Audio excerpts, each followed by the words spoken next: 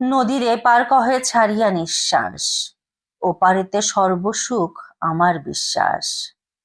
মানুষের একটা সহজাত ধর্ম হলো তুলনা করা। অমুকের এত কিছু আছে, আমার কেন নাই? ওর জীবনটা এত সুন্দর, আমার কেন নয়? আরে তুলনা যদি একান্ত তোমাকে করতেই হবে, তবে তাদের সাথে কেন নয় যারা তোমার থেকে অসহায়, যাদের রাতে ঘুমানোর জন্য মাথার উপরে ছাদ নেই, যাদের বেঁচে থাকাটাই একটা লড়াই। কখনো অন্যের সাথে নিজের তুলনা করো না। অন্যের সাথে তুলনা করা মানে নিজেকে নিজে অপমান করা। মূলত তুলনা করতে গিয়ে বিতর্ক অর্থহীন। পৃথিবীতে কেউ কারো মতো না। প্রত্যেকটা মানুষের আলাদা আলাদা বৈশিষ্ট্য থাকে, সম্ভাবনা থাকে।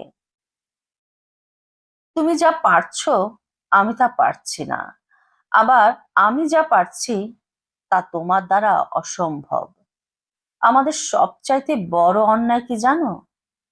আমাদের বড় অন্যায় হচ্ছে আমরা মানুষের বাহ্যিক দিকটা দেখে ভাবি সে খুব ভালো আছে, সুখে আছে। কিন্তু এমনটাও হতে পারে যা আমরা চোখে দেখছি তা শুধু দেখানোর জন্য। সত্যিটা অনেক বেদনাময়, অনেক কষ্টের। যদি কখনো নিজের মনের মধ্যে এমন তুলনা চলে আসে, তবে রেল স্টেশনে ঘুরে এসো। দেখবে কত মানুষ খোলা আকাশের নিচে ঘুমাচ্ছে, মাথায় বালিশ নাই, গায়ে কাঁথা কম্বল নাই। তাদের জায়গা থেকে নিজে কত ভালো আছো বুঝতে পারবে। গরম লাগলে ফ্যান এসি ছেড়ে ঘুমাচ্ছ, শীত অনুভব হলে কাঁথা কম্বল মুড়ে নিতে পারছো।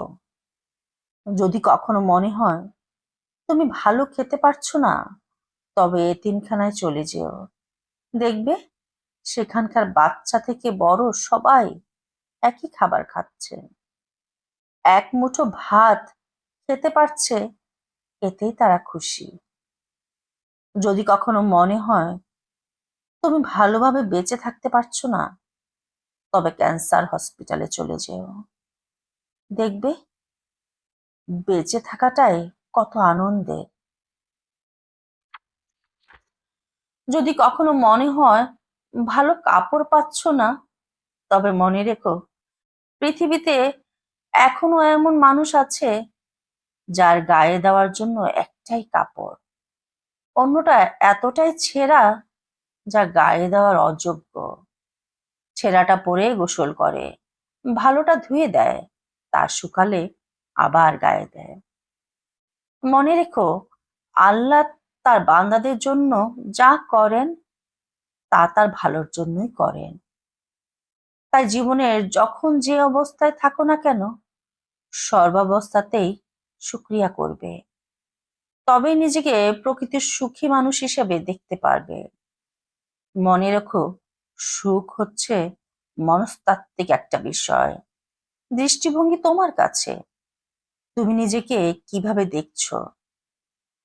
আল্লাহ পাক তোমাকে যা দিয়েছেন সব কিছুর জন্য আলহামদুলিল্লাহ বলো। আল্লাহ পাক আমাকে যেখানে রেখেছেন তার জন্য আলহামদুলিল্লাহ। শুধুমাত্র এই চিন্তা থেকে পৃথিবীর শত কোটি কোটি মানুষের মনের সুখ জাগিয়ে রেখেছেন, এবং শত কোটি মানুষ সুখে আছেন। আর এটাই সুখে থাকার সব থেকে বড় মন্ত্র, সূত্র, টেকনিক, নাম যাই হোক।